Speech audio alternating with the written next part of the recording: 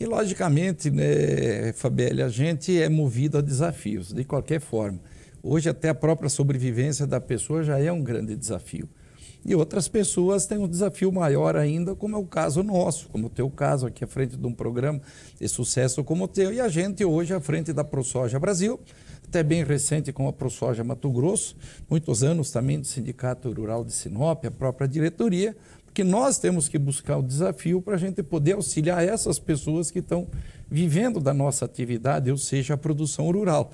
Porque todo mundo querendo ou não querendo, aceitando ou não aceitando, ou dizendo que o campo isso, o campo aquilo, é de lá que sai o alimento de todos. É uma pena que a grande maioria às vezes senta ao redor de uma mesa e às vezes tem coragem de falar mal de um agricultor ou de um pecuarista, enfim, da produção rural, e sabe-se que o que está posto àquela mesa, de algum canto desse Brasil, ou do próprio mundo, mas hoje, graças a Deus, somos sustentáveis, dizer, praticamente em tudo que você possa imaginar, da produção agropecuária e exportadores grandes.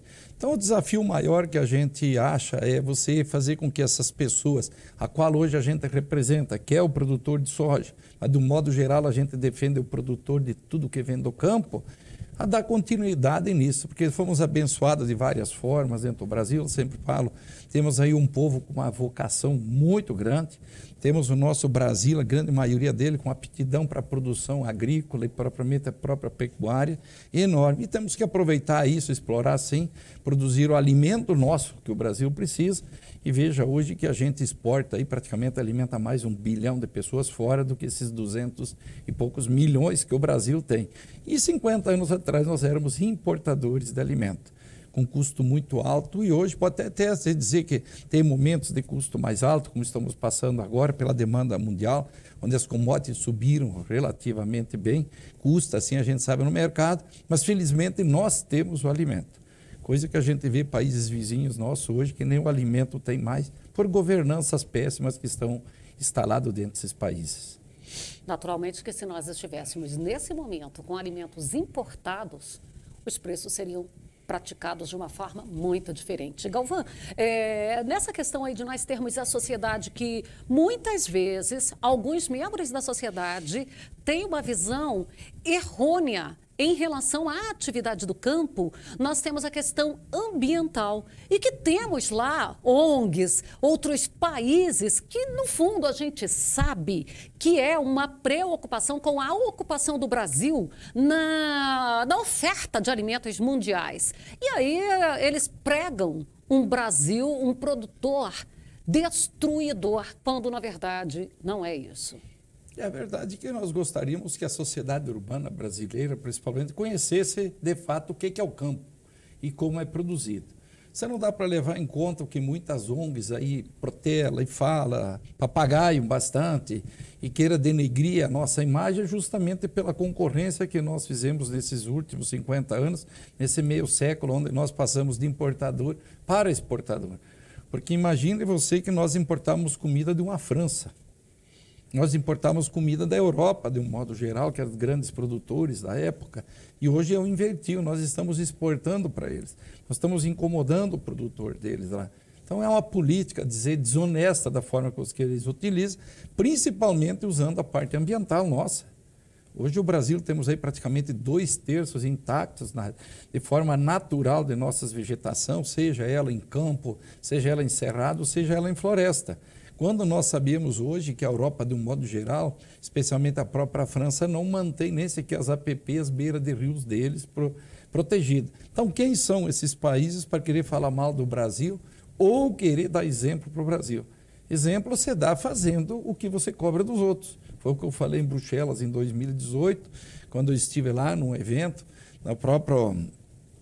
numa reunião onde estavam todos os líderes mundiais, das principais ONGs, principalmente as europeias, e também no próprio parlamento europeu, onde a gente falou, se vocês nos cobram, nos dê o exemplo.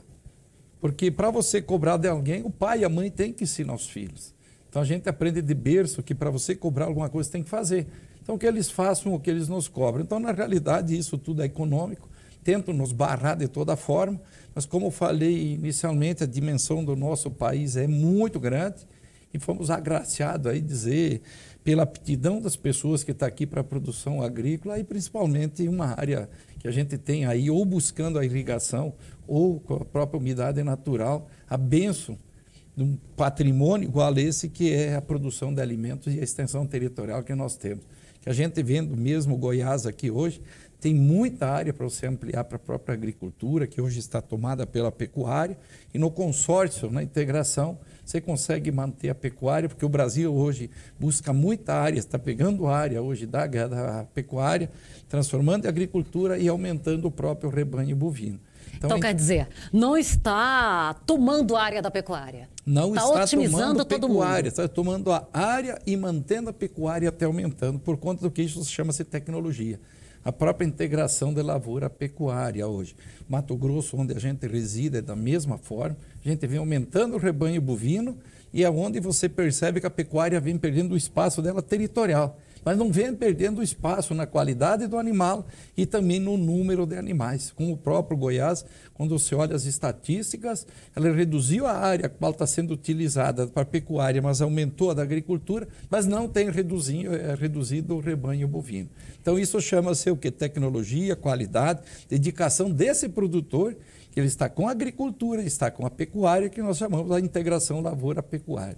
Inclusive, isso aí vale tanto para o leite quanto para a carne. Que teve um determinado momento que Jataí estava tinha alcançado, porque essas posições elas alternam, ele alcançou a primeira colocação em produção de leite e o segundo colocado, e ele tinha basicamente metade do rebanho do segundo colocado. Isso significa um rebanho com muito mais genética de produção leiteira. E é o que a gente vê hoje no Brasil, é essa otimização, é confinamento, é fazendo aquela terminação mais específica, né?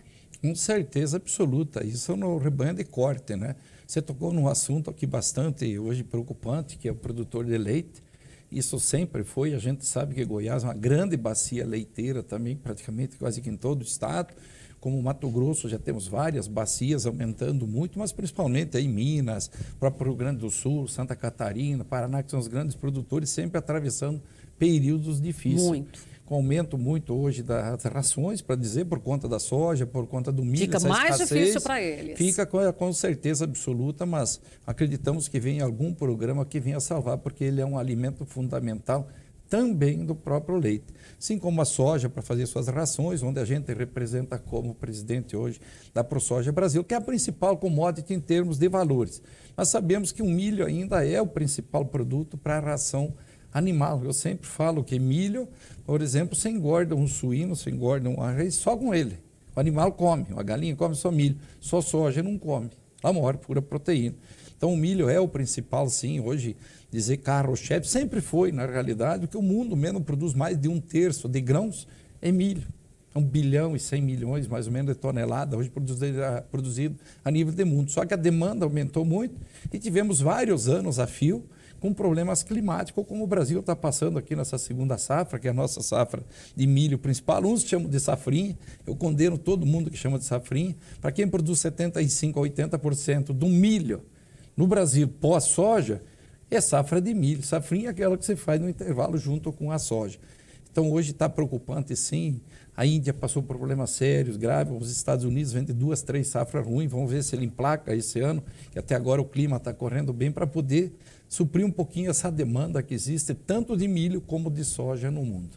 Você falou aí do milho, né, que desde o pequeno ao grande faz o uso ali, porque para criar uma galinha, o suíno, também para as pessoas, né? Porque o milho, aqui em Goiás, o consumo de milho ele é muito grande, especialmente do milho verde. A gente chega no Nordeste, aquele consumo do milho seco é muito grande, porque seja ele no cuscuz, seja ele na canjica. E a polenta. Ah, ainda tem a polenta. E a polenta também. A gente que vende origem italiana, principalmente, tem isso tudo, com salame e um queijo. O queijo depende do leite, né? O salame já depende do porco, o porco já depende do milho, e aí, depende da soja, e ele vai milho fechando. E ele vai emendando aquela corrente, aquele elo que a gente sabe que precisa. E qualquer elo que rompe aí traz problema para aquela cadeia.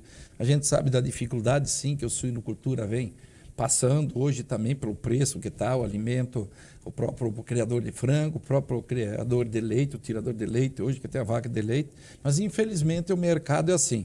Eu acredito que tem que se trabalhar com mais prevenção, a gente já teve muita discussão pelos próprios criadores, que tem um momento mais propício de você comprar o teu produto e você estocar, principalmente o milho, vamos dizer, porque a soja é mais complicado, porque é um processo para você poder fazer o farelo, depende da indústria.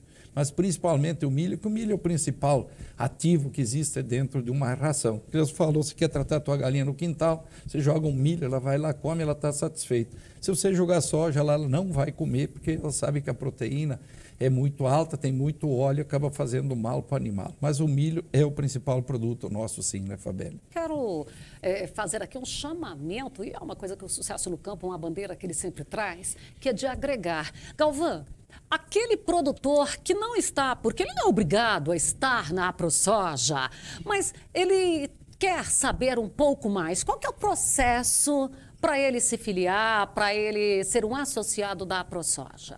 Bom, eu penso que o produtor rural, assim, com outras cadeias, mas vamos falar especificamente do produtor rural, ele tem que estar junto às entidades às quais ele representa, seja o próprio sindicato rural, ou seja as associações hoje. Falo mais especificamente da própria AproSoja. Se você entrar no site da AproSoja hoje, Goiás, você se filiar a ela, eu acho que você tem que colaborar, sim, um pouco financeiramente, porque os custos de você manter uma entidade, de você andar para cá, para lá, fazer alguns projetos, eles são grandes, para você poder fortalecer. Porque quem representa hoje você a nível federal, tentar inibir o que acontece de ruim, porque a gente às vezes trabalha algum APL, algum projeto de lei que favorece o produtor, mas aqueles que a gente desmonta, que vêm para prejudicar, principalmente o homem do campo, principalmente usando a situação inicial que nós falamos ambiental, que se existir algum problema ambiental, com certeza estão dentro dos grandes centros hoje da cidade.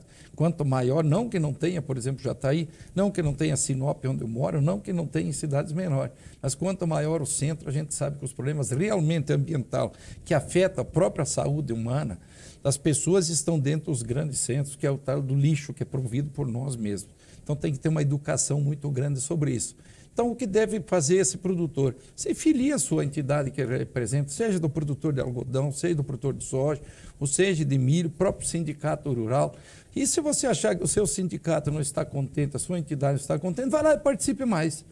Vá para dentro da entidade, toma a entidade, vai lá você, monta uma chapa, disputa. Agora, você ficar reclamando em casa, o sindicato rural de Jataí do nosso amigo Vitor, que nós jantamos junto ontem, ou o sindicato de cidade tal, o cara está funcionando. Gente, não adianta você ficar em casa reclamando. Vai lá para dentro, você não está contente com o presidente, puxa um grupo, faz uma chapa, disputa e vai ajudar. Porque reclamar não resolve. Igual eu fiz aquele vídeo chamando a turma para Brasília no dia 15. Você quer ser um TBC ou quer ser um CBC?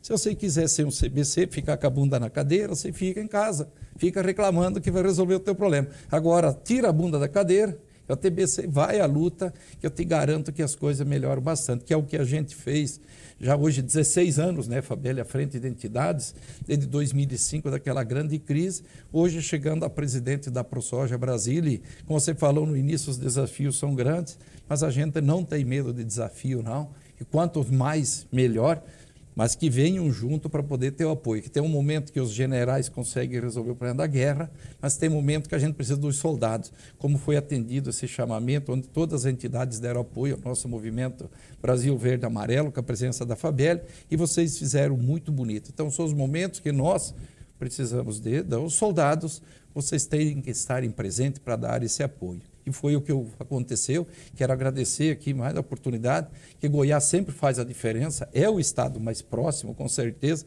mas sempre tem participado, colaborado em todos os manifestos que o setor necessitou fazer. Que isso é uma coisa que a gente detesta, isso. Mas, infelizmente, a gente às vezes tem que sair das nossas propriedades para mostrar, hoje mostrando um apoio para o nosso presidente, que coisa que nunca aconteceu, normalmente são contrários, por conta de uma manutenção de uma política que está instalada para limpar esse país da corrupção. Bom, nosso tempo está esgotado. Obrigada, Galvão. Um abraço para você. Prazer imenso tê-lo aqui hoje.